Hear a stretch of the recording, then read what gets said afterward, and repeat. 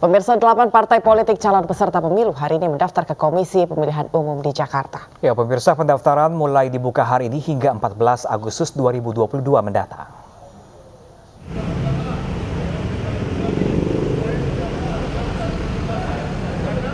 Delapan partai politik calon peserta pemilu hari ini mulai mendaftarkan ke kantor Komisi Pemilihan Umum Jakarta. Dari data KPU yang dihimpun, jadwal pendaftaran hari ini terdapat 8 parpol yang mengkonfirmasi melakukan pendaftaran. Di antaranya PDI Perjuangan,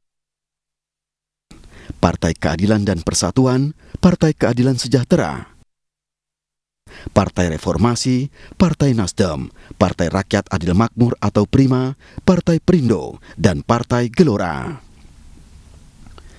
Dalam tahapan pendaftaran, KPU membentuk 8 tim yang ditugaskan untuk melakukan verifikasi administrasi.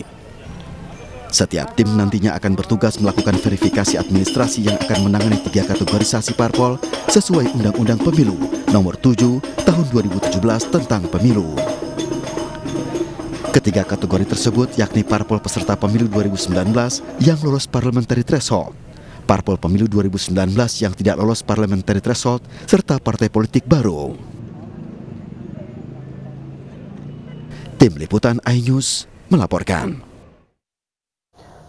Dan pemirsa, untuk mengetahui informasi terbaru dari Gedung KPU Jakarta, pemirsa, sudah bersama kami rekan Bayu Pradana. Selamat siang rekan Bayu, hingga siang hari ini berapa total partai politik yang sudah mendaftar pada siang hari ini? Ya, Pram, Anggi dan juga pemirsa, saat ini kita tinggal menunggu satu partai politik lagi yang belum tiba. Memang tadi sejak pagi hari tadi, gedung KPU ini sudah dimulai sibukan oleh agenda hari ini, yaitu pendaftaran hari pertama untuk pemilu 2024 mendatang. Di mana selain pada para parpol yang sudah tiba, tadi pagi hari tadi sejumlah pihak dari KPU dan juga dari Pamdal ini sudah melakukan apel bersama untuk mempersiapkan kegiatan hari ini. Dan usai melakukan apel, satu persatu dari partai politik ini mulai berdatangan. Di antaranya itu tadi juga ada PDIP yang sudah datang dengan long march-nya yang luar biasa memenuhi jalanan. Ini juga sudah tiba dan kemudian disusul oleh PKB, lalu juga ada PKS, dan yang tidak ketinggalan adalah Partai Persatuan Indonesia atau Perindo yang baru saja beberapa saat yang lalu ini datang ke KPU. Tadi Partai Perindo juga sudah masuk ke ruangan yang ada di belakang kami atau ruang sidang utama yang ada di lantai 2 untuk melaksanakan beberapa hal, di antaranya yaitu penandatanganan beberapa berkas dan juga penyerahan beberapa berkas kepada pihak KPU. Dan tadi juga Partai Perindo ini langsung diwakilkan oleh atau langsung dihadiri oleh Ketua Umum Partai Perindo yaitu Bapak Haritanu Sudibyo yang tadi juga sudah menjelaskan kepada awak media bahwa Partai Perindo ini sudah sangat siap, yaitu 100% untuk bersiap-siap nantinya melangkah menuju pemilu 2024 mendatang. Tadi Pak Haritanu Sudibyo juga sudah menyatakan targetnya yaitu minimal mendapatkan 60 kursi di pemilu mendatang. Meski demikian, Haritanu Sudibyo juga tadi menyatakan untuk bisa menargetkan sebanyak-banyaknya kursi apabila didapatkan, yaitu lebih dari 60% atau 60 kursi maksud kami, dan tentunya semaksimal mungkin untuk berada di pemilu 2024 mendatang. Dan tentunya tadi juga Haritanu Sudibyo juga menyatakan permintaannya, dukungannya kepada masyarakat Indonesia untuk bisa mendukung Partai Perindo dari awal yaitu pendaftaran ini dan bisa terus mendukung Partai Perindo hingga pemilu nanti, hingga dapat nanti mewujudkan visi misi Partai Perindo yaitu mewujudkan Indonesia yang sejahtera. Pram dan Anggi. Kan Bayu, tentunya kami juga akan memantau seperti apa jalannya rangkaian acara atau rangkaian agenda di KPU hari ini. Selamat bertugas kembali. Iya, hingga siang hari ini satu partai masih ditunggu. Partai apa, rekan Bayu, bisa disampaikan rekan Bayu? Ya, Pram dan juga Anggi, ini baru saja satu partai terakhir ini sudah memasuki di ruangan yang ada di belakang kami, yaitu ruang sidang utama. Kita bisa melihat sudah mulai ada silaturahmi yang sudah dilakukan dan memang ada sejumlah agenda nantinya yang akan dilakukan, sudah dilakukan justru Pram dan juga Anggi, di mana diantaranya yaitu adalah penerimaan dari KPU dan juga nantinya ada penandatanganan juga pemberian berkas. Dan bersama juru kamera Bayu Lalamuda kita bersama-sama melihat sedikit seperti apa kondisi dari ruang sidang utama yang saat ini sedang berlangsung. Dan juga tadi memang sejumlah partai ini sudah masuk juga ke ruangan ini untuk melakukan sejumlah beberapa langkah, diantaranya penandatanganan dan lain-lain. Dan tentunya ini adalah partai PKB yang hari ini kita bisa bilang ini menutup dari pendaftaran hari pertama dilakukannya untuk pemilu 2024 mendatang. Dan tentunya usai dari pendaftaran ini belum usai sampai situ saja, nantinya para parpol ini juga harus melaksanakan atau menyelesaikan beberapa langkah berikutnya. Di antaranya yaitu bagi partai parlemen ini harus melakukan verifikasi dokumen, sementara untuk partai non-parlemen selain verifikasi dokumen, ini juga diharuskan untuk melakukan verifikasi faktual.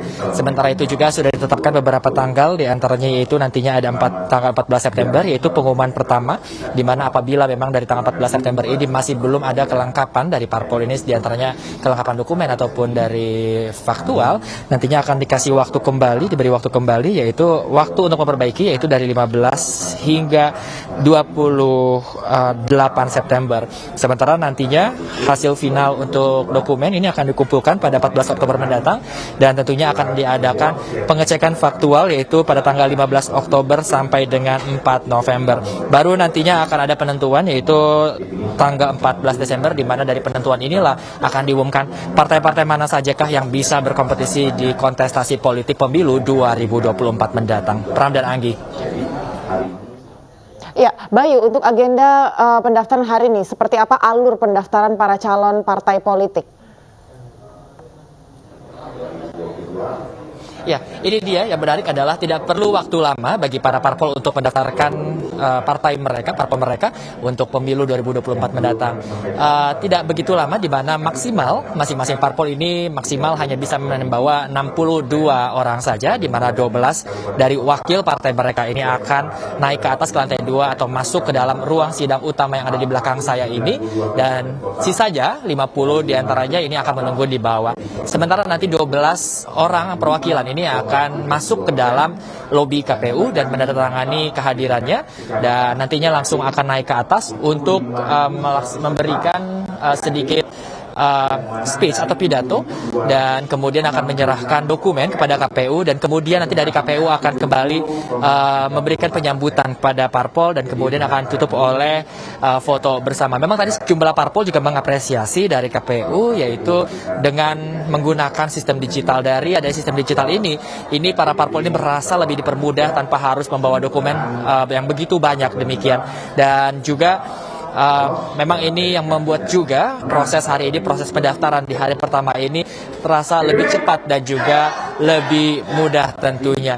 Dan usai demikian, dari masing-masing parpol dari ruang sidang yang ada di belakang kami ini nantinya akan berpindah ke panggung kecil yang ada di sebelah kiri kami ini untuk melakukan press conference kepada awak media, dan kemudian nanti akan turun untuk kembali, dan di bawah juga ada sejumlah awak media akan kembali melakukan doorstop atau interview kepada para parpol, dan kemudian para parpol ini bisa kembali ke asalnya untuk mempersiapkan langkah-langkah berikutnya nanti. Anggi dan Pram.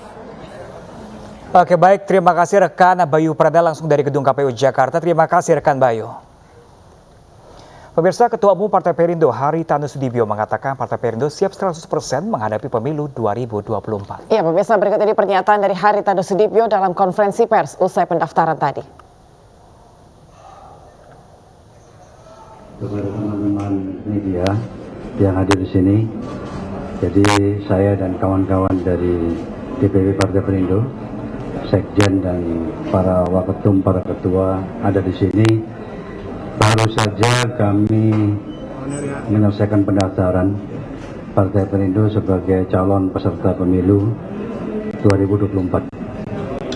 Kami diterima penuh oleh para pimpinan KPU, seluruh komisioner tadi hadir, perwakilan dari Bawaslu, pimpinan Bawaslu juga hadir, dan tentunya ini satu momentum, satu sejarah baru dari tentunya Partai Perindo di mana sebagai calon peserta pemilu tentunya kami akan berjuang menjadi peserta pemilu dan tentunya akan berjuang untuk memperoleh kursi sebanyak-banyaknya nanti di pesta demokrasi tahun 2024.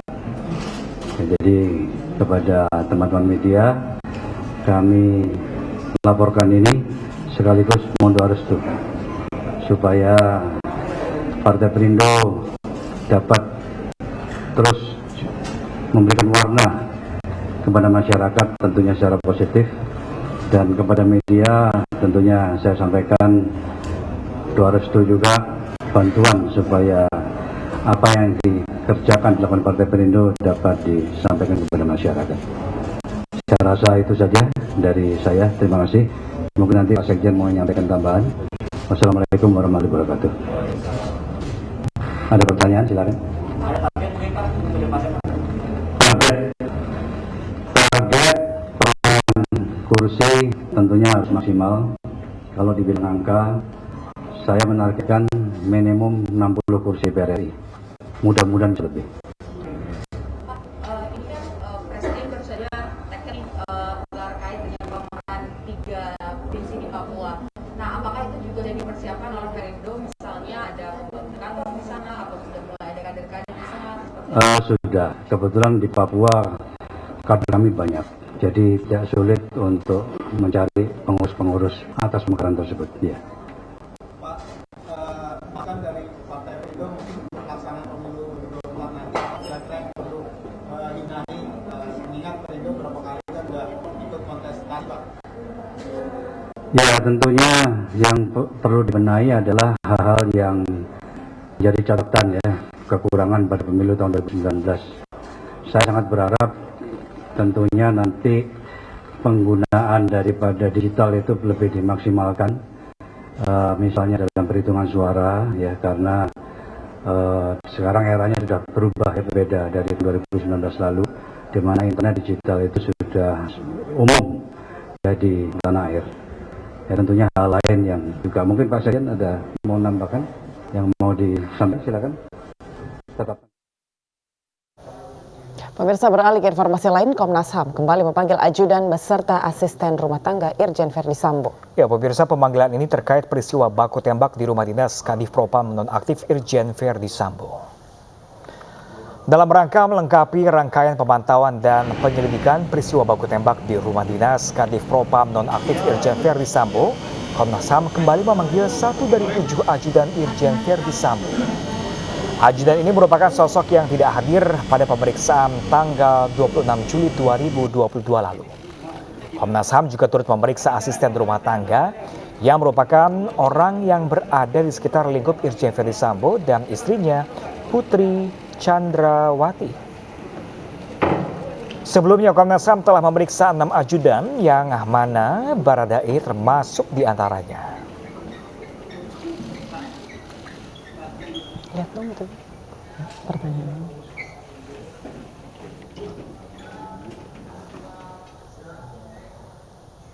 Dan pemirsa, apakah sudah ada perkembangan pemeriksaan tentang penyebab kematian Brigadir Joshua? Kami sudah terhubung dengan Ayah Nufus di kantor Komnas HAM Jakarta. Ya, selamat siang Ayah. Apakah saat ini ART dari Irjen Verdi Sambo sudah hadir di Komnas HAM?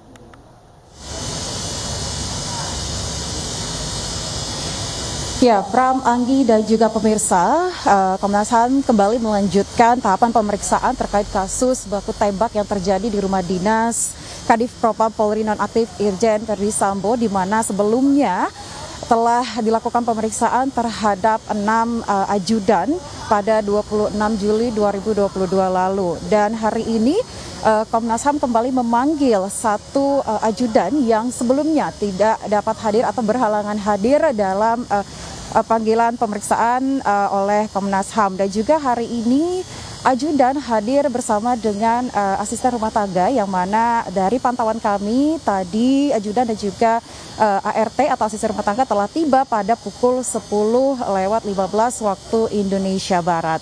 Dan juga sebelumnya Pram, Anggi, dan juga pemirsa telah dilakukan pemeriksaan juga terhadap CCTV dan juga ponsel yang telah dilakukan beberapa waktu lalu, dan hari ini memang sedang berlangsung pemeriksaan semenjak tibanya ajudan dan juga asisten rumah tangga di Komnas HAM Jakarta, dan juga belum dapat dipastikan kapan pemeriksaan ini akan usai karena memang hal ini bergantung pada agenda dan juga dinamika pemeriksaan yang dilakukan oleh Komnas HAM. Berikutnya dapat saya sampaikan, Pram Anggi kembali ke studio.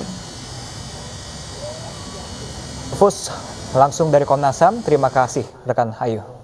Pemirsa, warga desa Rejo Winangon menggeruduk Padepokan Gus Samsudin di Blitar, Jawa Timur. Ya, ini yang akan segera kembali pemirsa, tetap bersama kami.